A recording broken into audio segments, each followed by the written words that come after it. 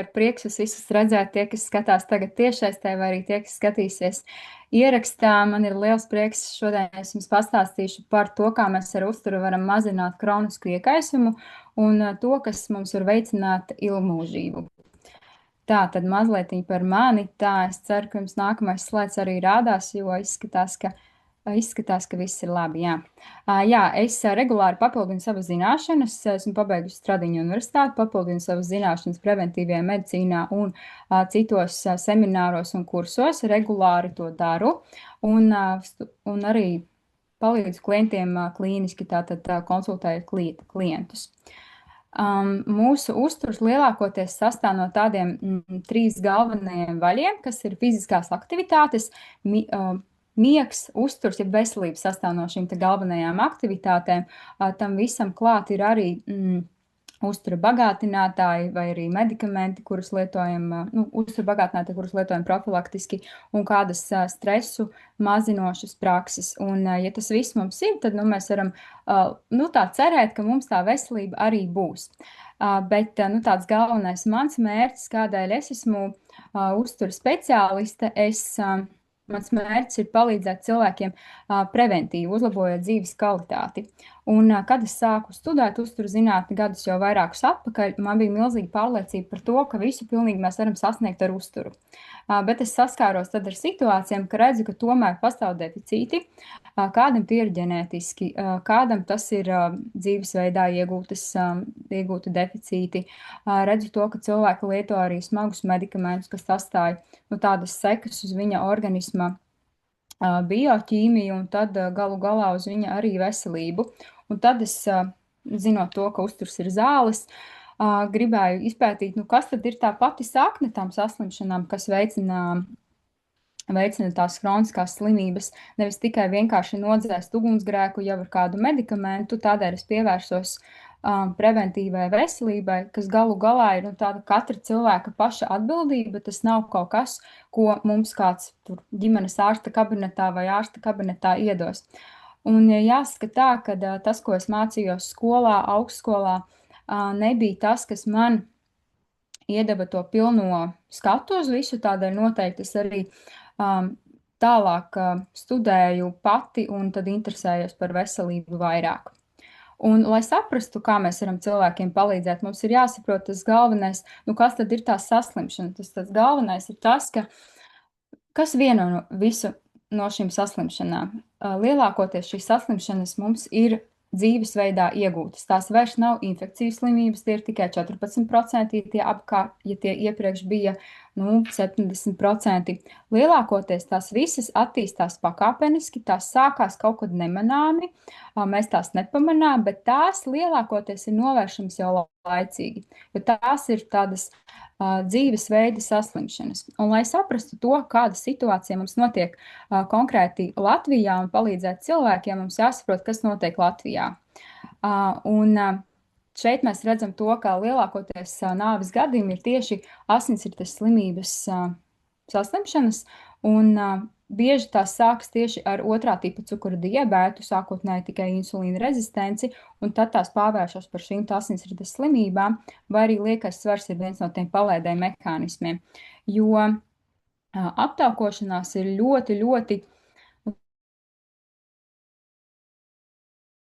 tas palielina kādu slimību risku, un šajā te attēlā mēs redzam to, ka tik tiešām ļoti daudz ir aptaukojušos cilvēku Eiropas Savienībā.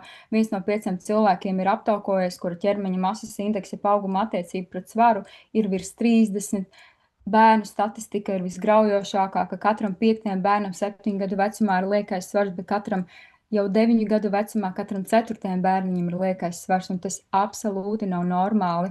Un mēs saprotam to, ka jo vairāk cilvēku organismā ir tauku šūnu, jo vairāk ir iekaisuma citokīnu, un tiem iekaisuma citokīniem ir kā tāda, viņi ir galvenā gāze mums organismā, lai vairotos iekaisuma procesi. Un arī šajā bildē mēs redzam to, ka 70. gados vēl uzturs bija salīdzinoši labs, tad jau 24. gada aina ir, diemžēl, tik tiešām tāda viņa arī izskatās, nekas daudz daudzsološi tajā visā nav. Un, ja mēs skatāmies tālāk, tad Latvijas vīriešiem ir zemākais labā veselībā pavadītais mūžs. Zemākais visā Eiropā. Tie ir ļoti svaigi statistikas dati, kas liecina par to, ka, ja vīriešiem, sievietes parasti vairāk rūpēs par veselību, bet vīrieši lielākoties, diemžēl, nākas jums apbēdināt vīrieši, jūs par savu veselību domājat mazāk, bet, es ceru, ka šajā publikā vismaz tas mainīsies. Un, lai veselība būtu, mums ir jābūt pilnvērtīgam uzturam, un šeit ir tāds jaunākais pētījums par to, kas veicina ilgmūžību, un lielākoties tie ir šķiedrvielām bagāti produkti, tātad dažādiem augļiem bagāti produkti, polifenoliem bagāta diēta, tostarp dabīgajiem, labajiem taukiem bagāta diēta, olīveļa, ekstra virģina, un tas viss mums samazina novecošanos. Izklausās ļoti vienkārši, bet tāpat laikā viss vienkāršais var būt arī sarežģīts. Un ļoti bieži ir gadījumi, ka, parasti jau veselība netiek novērtēta līdz kaut kādam gadījumam, kad ir kāda slimība, ka mēs esam saslimuši jau, un lielākoties cilvēkiem tas tā notiek. Bet, lai tas tā nebūtu, ļoti svarīgi ir tik tiešām arī darīt kaut ko situācijas labā. Un kad man jautā, kura no produktu grupām mums būtu jāierobežo, lai mūsu veselība būtu labāka, tad pilnīgi noteikti tie ir ultra pārstrādāti pārtikas produkti. Šie produkti satur ļoti augstu cukura daudzumu, sāls daudzumu, tauku daudzumu un dažādas ēvielas pārtikas piedevas, bet mūsu organisms pazīst tikai tos ēdienus, kas ir dabā. Mēs neesam vēl tādā adaptācijas periodā, ka mēs varam spēt, ka organisms pats var to visu pārstrādāt, bet iedomājamies, ja organisms nespēja to pārstrādāt, kāda viņam ir slodze, lai tad kaut ko no tā visa iegūtu, jo organismam jau vajag dabūt vitamīnus, bet sanāk tā, ka tā slodze organismam ir, organisms nedabūja tā teikt savu algu, tos vitamīnus, un viņam vēl jāstrādā ir virsstundas. Rezultātā uzturvielas, kuras mēs varētu uzņemt, ir par maz, un mēs arī uzņemam liekas kalorijas, kas veido galu galā arī lieko svaru, un kā jau noskaidrojam, liekais svars tad veicina arī saslimšanas. Un galvenā tā lieta par tiem pārstrādātiem produktiem ir tas, ka tie ir garšīgi, un liekas, ka to lietošana mums varētu palīdzēt un uzlabot veselību, bet tā galīgi nemaz arī nav. Lūk, un tie satur daudz omega-6, kas veicina iekaisumu, sāli, cukuru, ēvielas, piesātinātos taukus un galu galā kalorijas, un nesatur vitamīnus, uzturvielas, minerālvielas un nepieciešamās šķiedrvielas. Un ultra pārstrādātu produktu lietošana Latvijā ir ļoti augstā patēriņā. Šeit mēs redzam, ka neatpaliekam no lielajām valstīm, tā kā mēs tiešām neatrodamies labā situācijā. Un kā jau minēju, cukurs ir viens no tiem produktiem, kas ir ultra pārstrādātu produktu tajā klāstā. Un te mēs redzam to, ka cukura patēriņš ir katru gadu aizvien palielinās un palielinās. Un lūk, ņemot vērā to, ka tas cukura daudzums palielinās, šeit mēs redzam, ka tas pasliktina pirmām kārtām aptaukošanos, palielina aptaukošanos un arī dažādas saslimšanas pilnīgi noteikti. Un vidēji dienā mēs apēdam 102 gramus cukura, lai gan to nevajadzētu vispār apēst, bet mēs apēdam pārāk daudz. Ja dienas tāda atļautā norma ir līdz 25 gramiem, un bērniem to nevajadzētu vispār apēst. Ja, un tādā veidā mēs nonākam tādā kā cukura paradoksā. Mēs apēdam pārāk daudz cukura, pārāk daudz pārstrādātu produktu, bet šķiedrvielas, dārzeņus mēs neapēdam. Mēs nesasniedzam pat tādu minimālo daudzumu ar dārziņiem un šķiedrvielām. Un šķiedrvielu minimālais daudzums 25 grami, un kā jūs šeit redzat, mēs nesasniedzam pat to minimālo daudzumu, bet būtu ieteicams apēst arī vairāk. Un arī dārziņus mēs neapēdam. Un tā ir liela grupa, kas satur daudz šķiedrvielu un ļoti svarīgi mūsu veselībai. Un ja mēs vairāk mazliet runājam par tiem pārstrādātiem produktiem, tad mēs šeit redzam, ka šeit ir ļoti liels tāds pētījums ilgtermiņā veids, un ilgtermiņā pētījumi ir tie paši precīzākie no 9 miljoniem dalībnieku, pilnīgi visiem pārliecinoši rezultāti par to, ka otrā tipa diabēts, depresija, trauksme, miega tādas problēmas un arī otrā tipa cukura diabetes tiek veicināts šiem te pacientiem. Un pilnīgi noteikti, ka ja mēs palielinām kādu no porcijām, arī tad tas ir negatīvs efekts mūsu veselībai.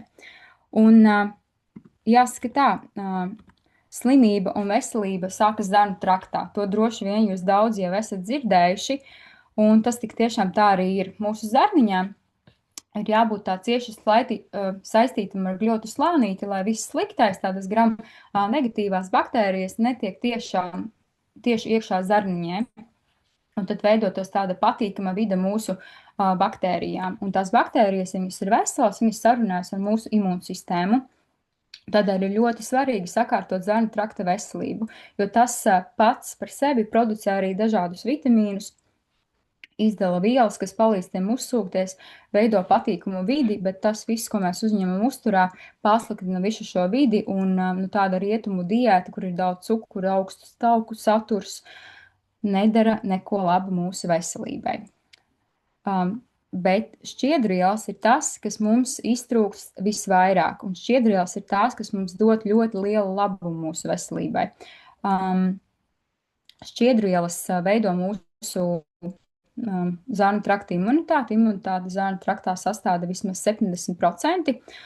Un tas viss veicina veselīgu mikrobiomu. Un tas mikrobioms mums veicina arī to, ka mums izdalās serotonīns, mums tas laimes hormons. Tātad tiek ietekmēts garas stāvoklis, tiek uzlabotas arī kognitīvās funkcijas, jo mums ir vairākas tādas organisma asis, kas ir savienotas ar zarnu traktu. Zarnu trakta smadzeņu as šajā gadījumā, lai uzlabotu mūsu kognitīvās funkcijas, visu, ko mums dara šķiedrvielas, un vēl arī vairāk šie aspekti, ko es te arī aprakstu. Un svarīgi ir arī tas, ka šķiedrvielām jābūt dažādām. Mēs nevaram lietot tikai vienu šķiedru veidu un cerēt, ka tas viss mums būs pietiekamā daudzumā. Bet kā jau jūs šeit redzat, šķiedrvielas atšķirās un tās ir dažādas. Un šeit mēs redzam to, ka šķiedrvielas ir ļoti daudz un dažādas, un katrs produkts satur citu šķiedrvielu veidu, un katrs dod citu ieguvumu mūsu veselībai. Un šeit mēs redzam to, ka ir svarīgi tieši šī dažādība, un katra zarnu trakta daļiņa tiek pabarota ar dažādām baktērijām. Tātad katrā zarnu trakta posmā ir tāda veida, ka sava ēdienkarte, lai mēs varētu uzlabot savu veselību. Lūk, un saprotot to, ka šķiedrvielas mums nav pietiekamā daudzumā, uzturvielas mēs uzņemam daudzējādi tādus pārstrādātus produktus, jāsaprot, vai vispār varētu pastāvēt kādi uzturvielu trūkumi. Lūk, un te ir ļoti plašs pētījums no respektabla žurnāla Lancet, un viņš atklāja to, ka tik tiešām no veseliem 30 mikroelementiem, vitamīniem, kuros tika izpētīti tikai 15 no tiem, atklājās ļoti lieli trūkumi, un tie ir ļoti svarīgi vitamīni. Jods, E vitamīns, kalcijs, kauliem, dzels, riboflavīns, B2 vitamīns, C vitamīns un selēns ir trūkumā. Un tie ir ļoti būtiski vitamīni mūsu veselībai, mūsu vairogdziedzera darbībai, enerģijai. Dzels ir nepieciešams, selēns atkal nepieciešams arī vairogdziedzera darbībai, un to mums ir jāuzņem pietiekamā daudzumā. Bet tagad mēs pārliecināmies, ka ņemot vērā to, ka mums ir jau mēs apēdam kādus pārstrādātus produktus, uzturvielas iztrūkst. Ko tad darīt? Un kāda tad ir situācija konkrēti Latvijā? Datu nav diezko daudz, bet arī Latvijā dati, kas mums ir, parāda to, ka joda daudzums arī ir trūkumā, un tas nav samazinājies pēdējos 10 gados, un arī anēmija ir sievietēm lielākoties. Un to es redzu arī katrā savā tādā, nevarētu teikt katrā pacientē, bet katrā otrajā pilnīgi noteikti. Katrai otrai pacientei ir anēmija. Ja mēs skatāmies tālāk, tad rekomendēts ir apēst vismaz 2-3 nedēļā zivtiņas. Un, ja mēs paskatāmies, cik tad mēs kopumā varam apēst tās zivtiņas, mēs, diemžēl, neapēdam pietiekamu daudzumu, jo, lai no zivīm mēs iegūtu omega-3, mums tās būtu jāuzņem kvalitatīvas, un testi rāda, ka tikai 3% no pasaules iedzīvotājiem uzņem vispār pietiekamu omega-3 daudzumu. Tas nozīmē, ka kaut kur ir tas iztrūkums, un kaut kas mums iztrūkst tajā visā. Lūk, un Nu, tad jāsaprot, kas tad mums ir jāuzņem, lai mēs uzņemtu tās omega-3. Un šeit mēs redzam, omega-3 iedalās 3 grupās. Ir bioloģiski pieejamās, tās ir pirmās eikozipentēna skābe, dokosaheksēna skābe, un tad atkal ir alfa-linolēna skābe, kas ir augu valsts.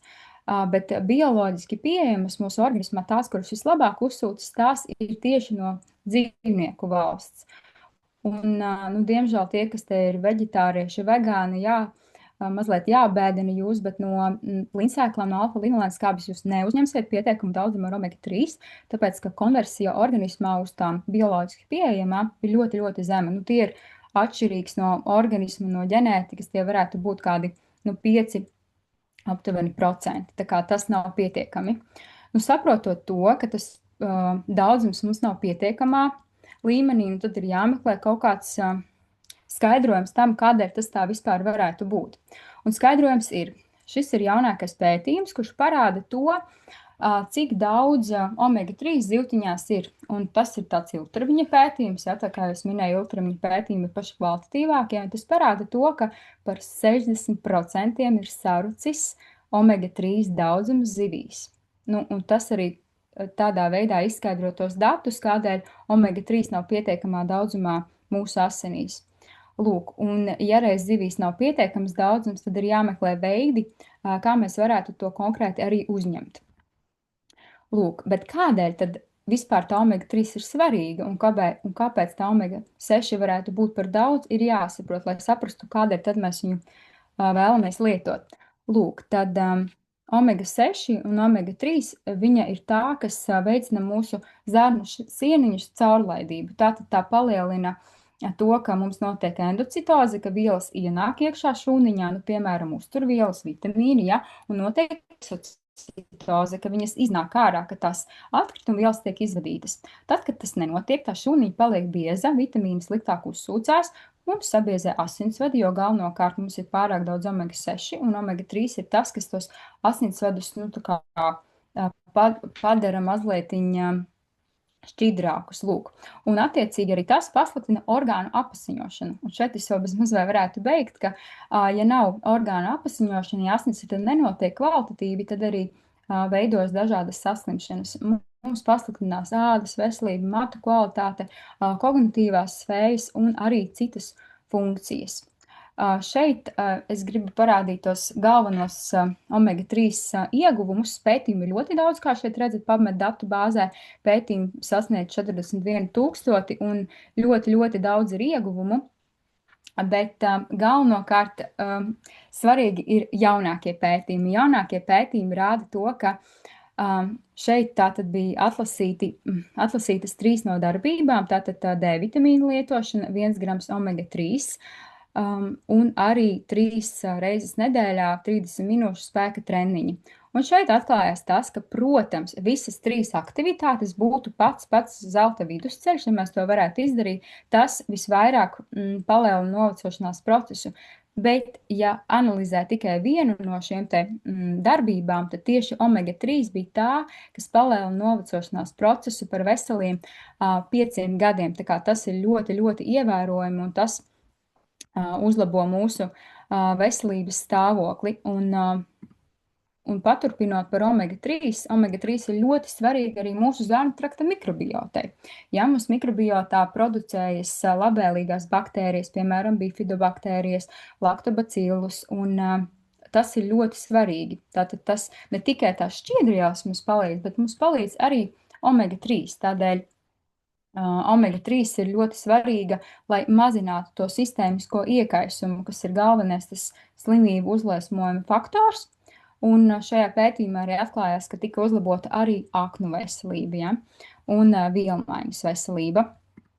Tālāk arī viens tāds man ļoti mīļš pētījums, kurš parāda to, ka tātad, ja mēs esam smēķētāji, nu, piemēram, ja tu smēķē un tev ir zems omega-3 līmenis, tad iespēja, ka tu nomirsi pēc 50 gadu vecuma, ir 53%. Bet, ja tu nesmēķē un tev ir zems omega-3 līmenis, varbūtība pēkšņai nāvei, nu, viņa arī pastāv, un tie ir 30%. Tātad atkal, nu, pat tas ir svarīgi. Bet, ja mēs nesmēķējam un mums ir augsts omega-3 līmenis, tas samazina pēšas nāves risku par 85%. Un tas nozīmē to, ka, ja mēs smēķējam, tas ir tikpat slikti, kā ja mēs nelietojam omega-3. Mums katrā ziņā izvēle ir mūsu rokās, lai mēs varam uzlabot savu veselību vai arī pasliktināt. Vēl šis pētījums atklāja arī to, ka tiem, kuri lietoja omega-3, arī viņai bija garāks mūža ilgums. To parādīja vairāki tādi epiģenētiskie pulksteņi. Un kādēļ tad ir vispār svarīga tā attiecība starp omega-6 un omega-3? Tas ir ļoti būtiski, jo iedomājamies, omega-6 veicina iekaisumu, omega-3 mums to visu dzēš. Un svarīgi ir tā attiecība, jo pētījumi parāda, ka, piemēram, ja tas ir omega-6 pret omega-3 ir 5:1, mazinās astmas simptomi. 4:1 jau 70% mazinās pēkšņas nāves risks no dažādām asinsvadu slimībām. 3:1 savukārt parāda to, ka mazinās iekaisums reumatoīdā artrīta pacientiem. Sievietēm mazinās risks saslimt ar krūtsvēzi, ja attiecība ir 3:1. Bet vidēji Eiropā attiecība ir 15:1. Lūk, un ja mums ir attiecība ir svarīga, bet svarīgs ir arī omega-3 uzkrājums. Un pirmais, kas mums uzlabojas, ir tā attiecība, un tas omega-3 uzkrājums, un tas gan tādā ilgtermiņa periodā. Un te mēs redzam to, ka ar tādu uzkrājumu, kas ir līdz tādiem 4%, diezko labas izredzes veselīgai dzīvē mums nav. Tādēļ mums noteikti ir jāpiedomā pie tā, lai tas uzkrājums mums būtu. Un kā tad to mēs varam pārbaudīt? Pirms mēs kaut ko lietojam, 21. gadsimtā ir galvenais risinājums, ka mēs nevis vienkārši minam par to, ka varbūt man tur viss būs labi, bet mēs veicam testu. Un līdzīgi darīju arī es. Es veicu testu, par ko es tālāk arī pastāstīšu. Šis tests tiek veikts sadarbībā ar Vitas laboratoriju Norvēģijā. Vitas laboratorija ir neatkarīgais partneris Zinzino un arī dažādām universitātēm - Harvardas, Kembridžas, Londonas un citām universitātēm, ar kurām viņi sadarbojas. Un līdz ar ko tad, kad mēs veicam šo testu, tas tests mums parāda to, kā šūna spēja uzsūkt mums uzturvielas, kas notiek tajā šūniņā, vai mums ir uzkrājums ar omega-3 vai nav. Un viņa konkrēti pēta mūsu šūnas eritrocītu, nevis plazmu, ko lielākoties pēta. Es tev iespļauju tukni. Kas tev ir? Ko lielākoties tad pēta laboratorijas, kuras ir klasiskās, kuras mēs no vēnām paņemam asinis, tās mēra plazmu, un plazmā mums parādās tas, kas notiek pēdējās 10 dienās mūsu asinīs.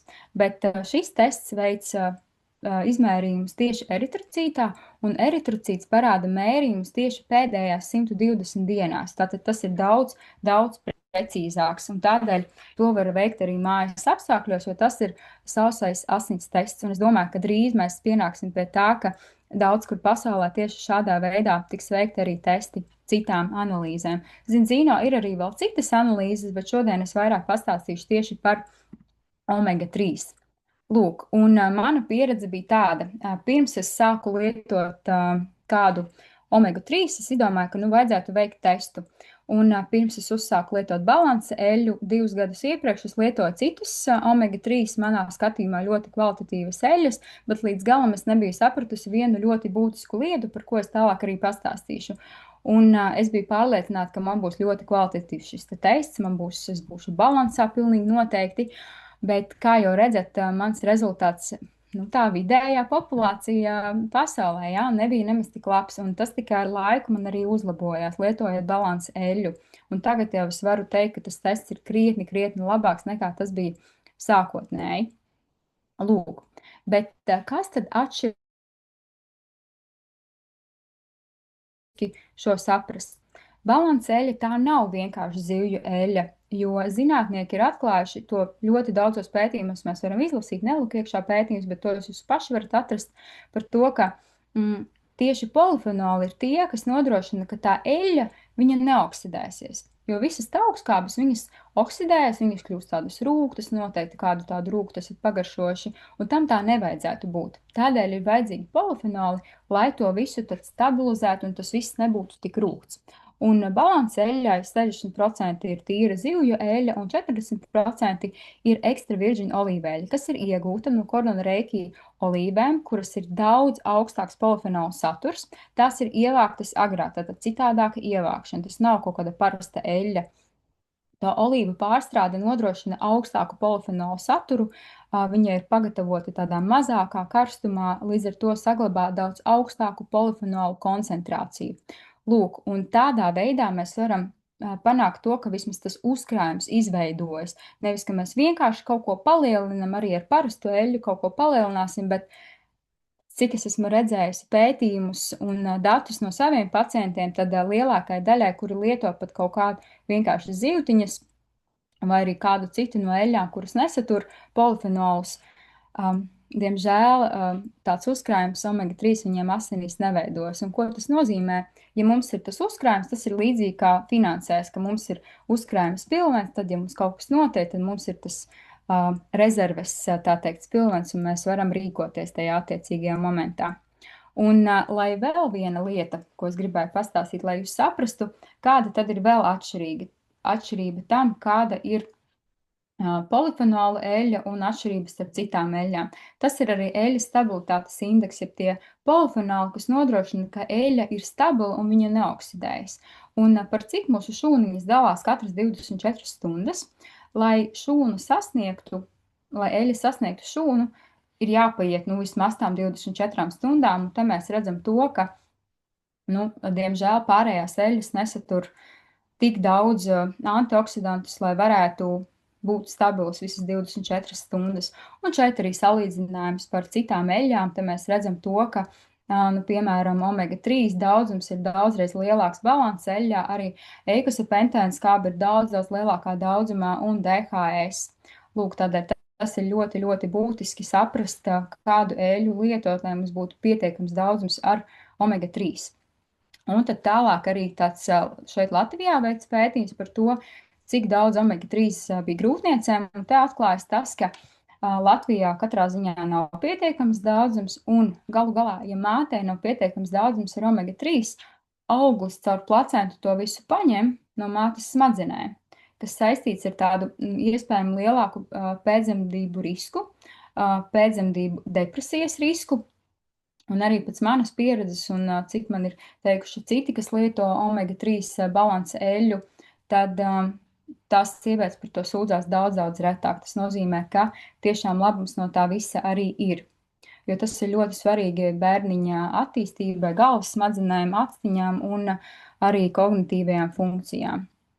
Lūk, un vēl tālāk jauni pētījumi par to, kas notiek ar omega-3 un depresiju. Ļoti svarīgi, ka omega-3 satur vairāk šo te EPS nekā DHS. Un tieši runājot par depresiju un mentālo veselību, ļoti svarīgi ir tieši EPS. Un šeit es arī bieži redzu sakarības starp cilvēkiem, kuriem balanss šajā testā ir nepietiekams daudzums ar EPS, un viņiem ir arī depresijas risks lielāks, ir trauksmēnība lielāka, mazāka stresa tolerance, mēs ātri kļūstam tādi stresspilni tādās situācijās, un šajā gadījumā ļoti, ļoti būtiski ir tieši EPS, šī te eikosapentēna skābe. Tas ir ļoti būtiski. Un ļoti bieži man jautā, cik tad ilgi tā omega-3 vispār būtu jālieto? Visu laiku vai kaut kādu periodu ir jāpārtrauc, un to pierāda tālāk ļoti labi viens pētījums, kurš parāda, ka ja mēs omega-3 pārtraucam lietot, ir diezgan strauši kritums tieši šeit EPA augstskaibai, par kurām jau runājām. Tas nozīmē to, ka principā mums omega-3 ir jālieto tik ilgi, cik mēs gribam labu savu veselību. To ir atklājuši šie Somijas pētnieki. Un nākamais tad jautājums, mēs mazliet runājam par vitamīniem, un jautājums ir, vai vispār mums ir nepieciešami šie uzturbagātinātāji. Šo jautājumu pirms tam uzdevu bieži sev un atklāju, ka ņemot vērā analīzes, mums tik tiešām ir trūkumi, un šo jautājumu pajautāju uztura zinātniekam, kurš 75 gadu vecumā ir izpētījis katram produktam bioķīmisko sastāvu. Un viņš teica tā, ja mūsu uzturs būtu ideāls, nevienam uzturbagātinātāji nebūtu jālieto. Un tik tiešām tas tā arī ir. Tam es ļoti arī piekrītu. Ja mūsu uzturs būtu pilnīgi ideāls, tad mēs varbūt varētu iztikt, bet analīzes rāda pretējo. Un tad es līdz ar to gribētu pastāstīt mazliet par zinzīno produktu, kas ir vēl šķiedrvielas. Šķiedrvielas mēs noskaidrojam ir nepietiekamā daudzumā, un šeit mēs redzam to, ka zinobiotika satur visus šķiedrvielu veidus. Kā jau es minēju, svarīgs ir katrs no tiem, un par cik šis maisījums satur visus no tiem, to ir ļoti ērti lietot, un ir lielāka varbūtība, ka tas tiks lietots un ka mēs uzlabosim tādā veidā savu veselību. Vēl viens no zinzīno tāda veselības koncepta ir tādi mikro uzturvielas, micronutrition komplekss, kurš nodrošina to, ka mēs uzņemam arī šos nepietiekamos vitamīnus, kas mūsu ikdienā mums pastāv. Un tas nav vienkārši tāds izveidots mikro uzturvielu komplekss, tas ir tāda inovatīva pieeja tam, kā vispār ir jābūt vitamīniem. Tas ir balstīts uz to, kas tiešām pietrūkst. Šo kompleksu ir izveidojuši pētnieki, zinātnieki, doktors Pols Kleitons, ņemot vērā to, kas tiešām uzturā pietrūkst. Un komplekss ir izveidots gudri ar to, ka vitamīni ir apvienoti kopā ar šiem te kofaktoriem, un kofaktori ir ļoti svarīgi, lai uzsūktos vitamīni. Un ir tāds absolūts mīts, ka mums kādas uzturvielas neuzsūksies. Jā, ja tas ir lielos daudzumos, tad varētu būt problēmas kādai vitamīnu absorpcijai, bet ja tās ir mazas devas un tas ir izveidot šādā te kompleksā, tad lielākoties mēs par konkurenci necīnāmies šajā gadījumā. Un šajā te kompleksā ir pilnīgi viss, kas ir nepieciešams labai ādai, imunitātei, un imunitātei es uzsveru tieši betaglikānus, tieši 1,3 un 1,6 betaglikāni, jo tie ir tieši tie, kas ir vajadzīgi imunitātei. Tie nav tie paši betaglikāni, kas ir iegūstami auzās, bet tie ir no sēnēm iegūti betaglikāni. Tajās ir arī koenzīms Q10, kas ir ļoti svarīgs, īpaši, ja ir paaugstināts holesterīns, un arī olīvkoka lapu ekstrakts, kas ir ļoti spēcīgs antioksidants, un arī brokoļu ekstrakts, ko šeit esmu pasvītrojis, un folskābi. Un te principā ir tie visi vitamīni, kas ir nepieciešami kvalitatīviem metilēšanās procesiem, jeb organisma aizsargspējām. Lūk. Un kā jums šķiet, kas ir tādi paši dārgākie uzturu bagātinātāji? Droši vien paši dārgākie uzturu bagātinātāji ir tie, kurus mēs nelietojam. Bet, ja runājot par zinzīno, tad zinzīno ir ļoti kvalitatīvi pētnieki, kuri ir izveidojuši šo visu konceptu. Tas ir doktors Pols Kleitons un citi. Un tādēļ šiem cilvēkiem es varu uzticēties, jo zinu, ka viņi to ir pētījuši ilgu laiku, un tādā veidā tas tik tiešām ir pamats kvalitatīviem uzturu bagātinātājiem, jo galvenais uzturu bagātinātāju pamatā ir tieši kvalitāte. Un runājot par kvalitāti, visi uzturu bagātinātāju ražotāji nav vienādi, visiem nav šādi te certifikāti, bet zinzīno ir iegūst visus nepieciešamos certifikātus, kā piemēram labas ražošanas prakses, ja GMP certifikāts ir nepieciešams tikai medikamentiem, bet uzturu bagātinātājiem zinzīno tie arī ir, un kas nodrošina to, ka šie produkti tik tiešām ir ļoti kvalitatīvi, ka tie nav kaut kādi šādi tādi, bet tie tik tiešām tiek izpētīti un validēti kvalitatīvi. Lūk, un tad tālāk mazliet tādi klīniskie gadījumi no manu pacientu pieredzes. Lielākoties cilvēki saka tā, man asins analīzēs viss ir labi, viņi apskatās tikai šo te pilno asinsainu, viņi neskatās neko citu. Un tad mēs atklājam, ka tā pārējā asinsaina nav nemaz tik laba. Tur ir ļoti daudz, kas sarkans, un ja mēs paskatāmies tikai tos sarkanos, jau ir ļoti daudz, bet vēl daudzi no rādītājiem ir vienkārši nepietiekami, jo šie rādītāji, kas šajās referencās ir, tie ir tādi tikai tie nav pat optimāli rādītāji, tā kā šo nepietiekamo rādītāju ir aizvien vairāk, un šim te klientam mēs uztaisījām arī balanss testu, un parasti tas tā arī ir. Ja, kad ir nepietiekamas analīzes, daudz trūkumu, un arī balanss tests tieši to pašu arī parāda. Un tad kādēļ ir tie trūkumi? Tādēļ, ka Nav pietiekams omega-3, šūnas membrāna nefunkcionē, mūsu aizsardzība organismā nav, un tas palielina dažādu iekaisīgo slimību risku. Tādēļ ir ļoti būtiski veikt gan parastas analīzes, gan arī šo te daudzkābu testu, kas parādīs daudz padziļinātāk mūsu veselības stāvokli. Un vēl viens tāds gadījums, kad arī pacientam bija, izskatās, ka diezgan labs dzeltens tests, vai ne? Bet dzeltens tests galīgi nav labi. Šis te konkrētais cilvēks lietoja tikai laukos audzētus produktus, tātad viss ir labs produkts, tāds ekoloģisks produkts, un arī tajā gadījumā cilvēkam nebija pietiekams daudzums ar omega-3, viņam aizsardzības nebija, viņam šūnas membrānu stāvoklis arī nebija no tiem labākajiem, un omega-3 uzkrājums arī nebija. Un paiešu mazliet tālāk, un kas konkrēti bija šim pacientam, viņam konkrēti bija ļoti paaugstināts holesterīna līmenis, un to visu mēs mazinājām, lietojot šķiedrvielas, salabojot uzturu un lietojot arī balansa eļļu. Un šeit mēs redzam, ka šajā brīdī tas holesterīna līmenis vēl ir tā kā augšā, bet viņš jau ļoti labi mazinājās, un arī kopējie rādītāji uzlabojās. Lūk, tāpēc šeit mēs arī redzam, ka pēc tā laika viņam uzlabojās arī pats omega-3 balans. Tā kā tas arī ļoti būtiski, un tas viss korelē ar labākām asins analīzēm. Un ļoti bieži es redzu pacientos, veicot īpaši tādu ķermeņa kompozīcijas analīzi, izmeklējumu, bioimpedances izmeklējumu, ja reiz mēs runājam par ilgdzīvošanu, tiem pacientiem, kuriem nav pietiekams omega-3 līmenis. Viņiem ir arī zemāks bioloģiskais vecums, ko parāda bioimpedance. Viņiem ir ļoti slikti rādītāji šajos testos, vismaz 20:1.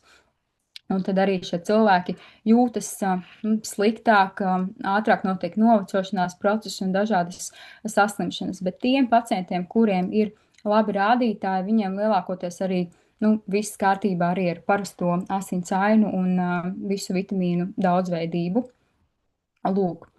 Un galvenokārt tā noslēgumā es gribētu teikt, ka neviens cits par mūsu veselību nerūpēsies. Mums katram pašam tas ir jādara, katram pašam ir jārūpēs par savu veselības stāvokli, jo šobrīd medicīnā mēs nevaram gaidīt, ka ņemot vērā datus, ka ir tik daudz jau saslimšanu, ka preventīvi kāds par mums parūpēsies.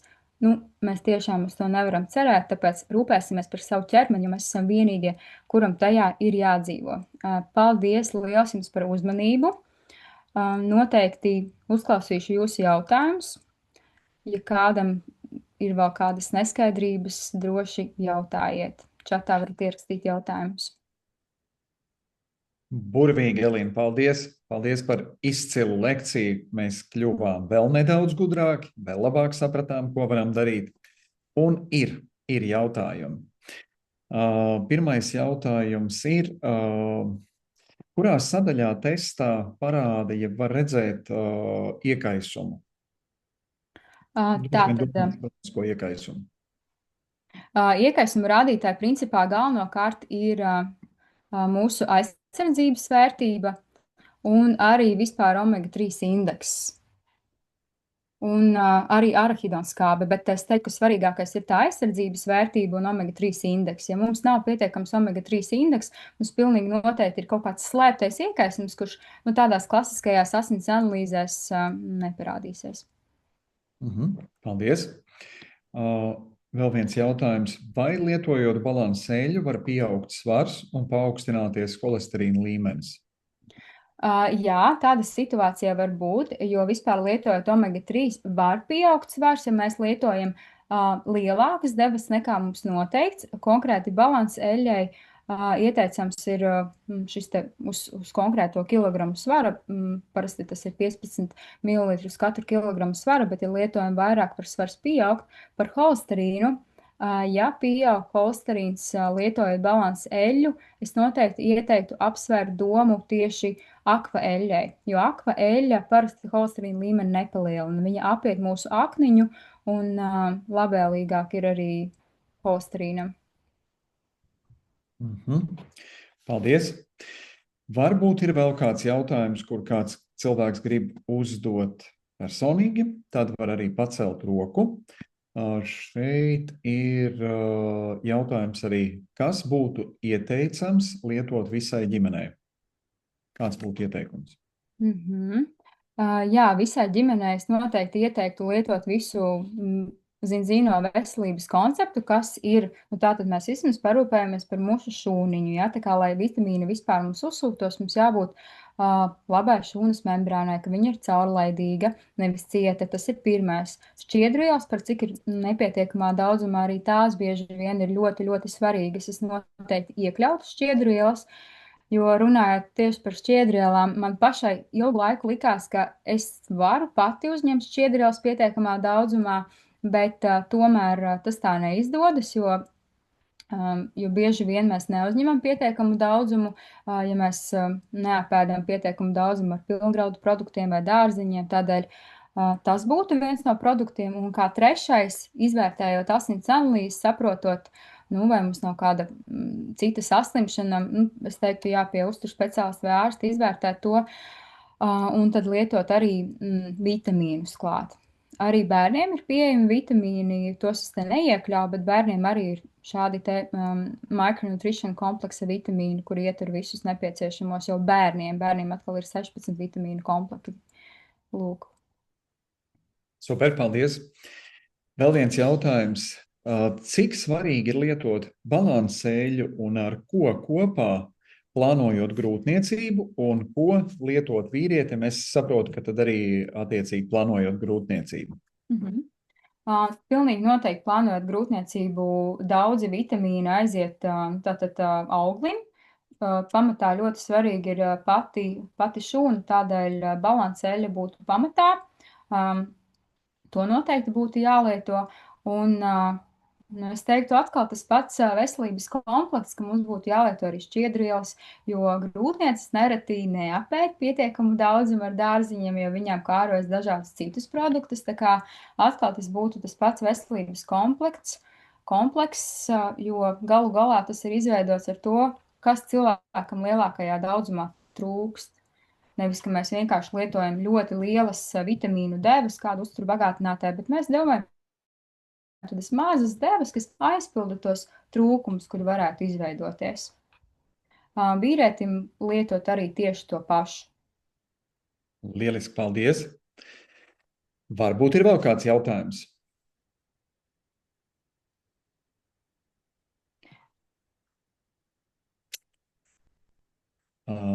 Tā, ir vēl viens jautājums. Ja ir izmēģinātas dažādas šķiedrvielas, bet netiek galā ar zarnu traktu, vai pietiek ar augstskābju testu? Ja mēs netiekam galā ar zarnu traktu, pirmkārt ir jāizvērtē, kas tieši notiek ar zarnu traktu. Noteikti ieteiktu veikt arī zarnu trakta testu, kurš arī zīnā pieejams.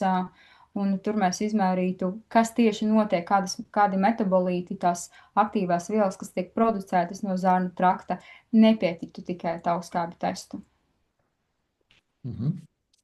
Lieliski, paldies. Vēl jautājumi. Vēl mums ir veselas 10 minūtes. Vai tiešām neizmantosim? Uzdodiet jautājumus. Mēs esam veseli 175 cilvēki. Tik bieži negadās iespēja Elīnai uzdot jautājumu tāpat vien.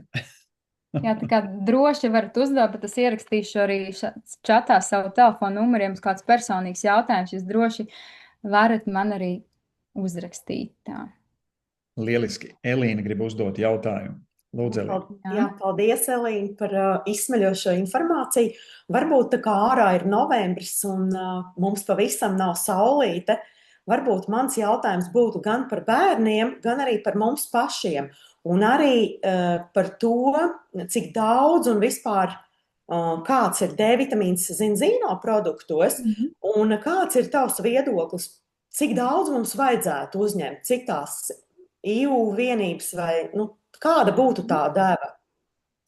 Jā, ļoti labi, ka aktualizē D vitamīnu, jo es pat īstenībā automātiski pieļauju, ka mēs lietojam D vitamīnu, un tie, kas jautāja, pat nepieminēja, ka tas D vitamīns būtu vajadzīgs.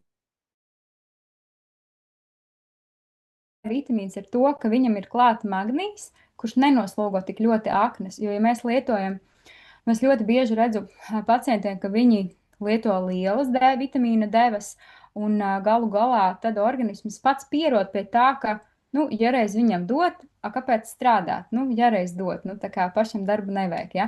Un tad organisms jau vairs pats to darbiņu neizdara, un to D vitamīnu viņš neproducē vairs. Un tādēļ zīno D vitamīns pat ar mazām devām ir ļoti efektīvs, un parasti tie, kas lieto, viņiem ir ļoti labi D vitamīna rādītāji, vismaz tie, kas lieto zīno D vitamīnu, jau ilgstošā laikā un nav pieredzinājuši sevi pie lielām devām. Bet nu, tie, kas nelieto, nu, tad ziemas periodā pirmkārt jāizvērtē, kādas ir tās analīzes, lai saprastu, kāda būtu tā deva. Bet nu, tā vidēji 2000, 4000 darbības vienības būtu jālieto ziemas periodā. Paldies! Vēl ir jautājums, vai jātaisa pauze vitamīnu lietošanai, eļļai un šķiedrvielām, protams, bez pārtraukuma, to saprot. Par vitamīniem. Jā, par vitamīniem es ieteiktu uztaisīt asins analīzes, paskatīties, kas notiek ar vitamīniem asins analīzēs. Tur gan nevar, gulbu laboratorijā vai citā nevar nodot visus vitamīnus, bet tāpat paskatīties, kas ar viņiem notiek. Bet, ja tie ir pietiekamā līmenī, un ja tie ir pietiekamā līmenī, tas nozīmē to, ka tas daudzums, ko mēs visu laiku uzņēmām, bija tas, kas organismam tieši ir nepieciešams. Bet, ja tas jau bišķiņ pārsniedz, tad atkal mēs varam paņemt to pauzīti. Jo citi dati rāda, ka būtu vēlams paņemt pauzīti, bet es labāk pārbaudītu, jo varbūt organismam tajā periodā ir kaut kādas lielākas tās vajadzības, vairāk stresa. Tādēļ būtu vērts pārbaudīt un tad saprast, vai paņemam pauzi vai nē. Lieliski. Man ir jautājums, vai jūs man dzirdat? Jā, dzirdu. Es gribētu pajautāt, ir dzirdēts, ka kādam tagad jātaisa tā kā pauzes. Ailīt, vai jūs varētu kaut kā to telefonu paņemt stingrāk rokā, jo ļoti grūti jūs var dzirdēt? Dzirdēt, labāk? Vienā mirklī bija ļoti labi. Halo? Jā, ļoti labi. Jā, lūdzu. Man jautājums, vai ir jātaisa pauzes šo preparātu lietošanai? Jūs domājat, kuru preparātu? Mēs tikko izrunājām, ka... Balanceļu vai šķiedrvielas? Balanceļai nav vajadzīga pauze, šķiedrvielām arī nav vajadzīga pauze. Vitamīniem, kā jau es minēju, vajag vienkārši izvērtēt, kas notiek. Lielākoties jau mēs arī viņus lietojam ilgstošāku periodu. Jā, vasaras periodā varbūt atkarībā kādas organismu vajadzības, varbūt mēs varam pārtraukt, bet, kā jau teicu, izvērtējam un tad pieņemam lēmumu. Te vēl ir jautājums par produktu lietošanu. Kad katrs no produktiem būtu ieteicams lietot? Kurā dienas laikā, pirms ēšanas, pēc ēšanas laikā? Tātad eļļu es noteikti ieteiktu lietot eļļu, vitamīnus es ieteiktu lietot pēc ēšanas, jo, ja mēs eļļu lietojam pirms ēšanas, viņa sliktāk arī uzsūksies, jo eļļa, lai labāk uzsūktos, viņai īstenībā vajadzīgi arī vitamīni ir, jo tad, kad tie vitamīni ir kopā, tad tas principā nodrošina tādu pašu produkta, to kompleksu, kāds ir zivtiņai. Tāpēc tas būtu ļoti labi un neizraisītu kaut kādu nepatīkamu sajūtu zarnu traktā un arī omega-3 labāk uzsūktos tad, kad mēs jau kaut ko taukainu produktos esam apēduši. Šķiedrvielas savukārt mēs varam lietot dažādi veidi atkarībā no tā, kas mums ir nepieciešams. Lai samazinātu holesterīnu līmeni, es ieteiktu šķiedrvielas lietot pirms ēdienreizes, jo šķiedras, īpaši tās, kas ir zinobiotikā, viņas izveido tādu viskozu slānīti mūsu zarnu traktā, un tas slānīts ir tas, kas, ja mēs no uztura uzņemam holesterīnu bagātus produktus, viņš izveido to slānīti, un holesterīns tad sliktāk uzsūcas, un asinīs tad arī neparādās. Tā kā to es ieteiktu tajā gadījumā lietot pirms. Bet citādi mēs varam šķiedrvielas lietot arī pieliekot jogurtam, nav obligāti tikai ūdenī jājauc, varam kaut kam arī ēdienam varam pievienot klāt, jo viņas ir termostabils, tā kā tur mēs varam izpausties, kā mēs vēlamies lietot. Paldies! Jautājums, ja E-vitamīns cilvēkiem trūkst, statistika prezentācijas sākumā, tad kādēļ aptieku omega-3, kurā ir E-vitamīns, ir tik kaitīga? Jā, šis ir ļoti labs jautājums, bet jāsaka tā, ka tas, kas ir, ja mēs ilgstoši lietojam to E-vitamīnu, tad viņš var būt kaitīgs, bet par cik cilvēki nelieto, tāpēc viņš arī trūkst. Te ir dati par tiem, kuri nelieto. Te ir dati par tiem, kuri lieto vienkārši produktu, un tad produktā sanāk neuzņem pietiekumu daudzumu. Bet viņu var ļoti viegli pārdozēt, tāpēc viņš var būt kaitīgs, bet viņš ir svarīgs arī. Bet tad droši vien tas jautājums bija vairāk par to, kur ir tas salīdzinājums par omega-3 ar galveno stabilizātoru vitamīnu E, un kur ir tā atšķirība, acīm redzot, cilvēks grib saprast. Jā, E-vitamīns arī ir būtisks, viņš arī ir nelielā daudzumā balansoila sastāvā, bet tas nav spēcīgākais antioksidants. Spēcīgāks par E-vitamīnu ir polifenola, un tādēļ viņa ir stabilāka. Tas vairāk par to stabilitāti, ja es pareizi atbildu uz to jautājumu. Pareizi sapratu jautājumu. Ok, paldies. Kāpēc D-vitamīns var neuzsūkties, cik ilgi tas jālieto, lai tā rādītāji uzlabotos? Iemesli var būt daudz un dažādi. Iemesls var būt citādi zarnu traktā. Tas, ko es redzu no saviem pacientiem, tie, kuri nelieto pietiekumu daudzumu kalcija saturošus produktus, jo kalcijs palīdz D-vitamīnam uzsūkties, tiem sliktāks D-vitamīns parasti ir. Magnija trūkums, parasti cilvēkam ir daudz fiziska aktivitāte, vai viņš vienkārši ir daudz svīst, viņš daudz izvada magniju slimošanas periodi. Tādēļ D-vitamīns var neuzsūkties. Otra lieta, ka mēs esam pieradinājuši organismu. Parasti mēs pieradinām pie tādām lielām devām. Cilvēks palieto 2 mēnešus lielas devas, tur 10 000 un vairāk. Protams, ka tad organisms pierod, un tad atkal mēs nonākam bedrē, ka mums nav D-vitamīns, un viņš arī sliktāk pēc tam atkal uzsūcas. Paldies! Vai A-X eļļa var izraisīt šķidrāku vēdera izēju cilvēkam, kam nav žultspūslis? Jā, tas tā var būt. Ir arī kaut kādi ieteikumi, ko tādā situācijā varētu labāk? Var pamēģināt to eļļu sadalīt vairākās reizēs, pat akveļu, lai gan aklu parasti var lietot vienā reizē jau. Bet es ieteiktu tādā gadījumā sadalīt noteikti pēc ēdiena reizes, un iespējams vēl palīdzētu, ka tas būtu iemaisīts kaut kādā ēdienā iekšā, lai tieši tajā momentā būtu jau kādi produkti kopā. Tas atvieglotu, jo klasisko eļļu, jā, to es nepateicu, viņu vajadzētu lietot, es parasti iesaku no rīta un vakarā, sadalīt to devu, piemēram, ja mums eļļas deva ir tur 20 ml, pieņemsim, tad 10 ml no rīta un 10 vakarā. Tas daudz labāk uzlabo absorpciju. Paldies! Vēl ir jautājumi te vairāk par lietošanu produktu pareizu. Vai D-vitamīns jālieto kopā ar vitamīnu K2? Jā, K2 vitamīns arī ļoti labi palīdz D-vitamīnam uzsūkties. Tas arī ir viens no vitamīniem. Tātad kalcijs, magnijs, K2 vitamīns, kurš jau ir ietverts šajos kompleksējos vitamīnos, kas ir ikstendā. Paldies! Vai var eļļu dzert kopā ar vitamīniem? Droši vien ekstens ar balanseļu. Jā, to es jau pieminēju, to mēs varam darīt. Tātad mēs esam pēduši, mēs dzeram kopā eļļu ar vitamīniem, tas pat uzlabo absorpciju. Nedaudz sīkāk par šķiedrvielu lietošanu. Esmu dzirdējusi, ka vajag uzbriedināt, kā pareizāk.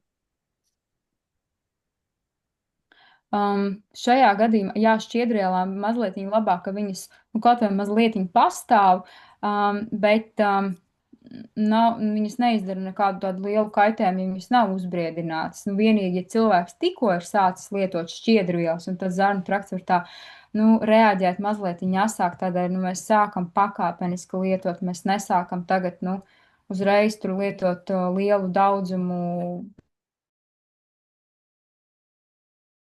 pakāpeniski, un, nu, ja zarnu trakts ir tāds jūtīgs, tad jā, tad uzbriedināšana palīdzētu, bet tas nav obligāti to darīt. Mhm. Ok. Vai šķiedrvielas ieteicams lietot pašā vakarā pēc pēdējās maltītes? Esmu dzirdējusi, ka tā it kā tas samazina holesterīnu. Nu, holesterīnam labāk būtu tad tomēr dienas pirmajā pusē, bet arī vakar pusē, tāpēc, ka, nu, pēc tā mums jau naktī ļoti daudz, kas pārstrādājas, kamēr mēs guļam, un arī tas palīdz, bet es tomēr labāk priekšroku dotu rīta pusē. Super.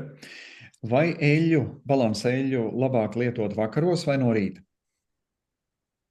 Es tomēr lietotu no rīta tādēļ, ka nu, mums, lai emulģētos tauki, mums ir vajadzīgs žultspūšļs. Un žultspūšļa aktīvākais darbs ir tieši dienas pirmajā pusē, tieši no rīta.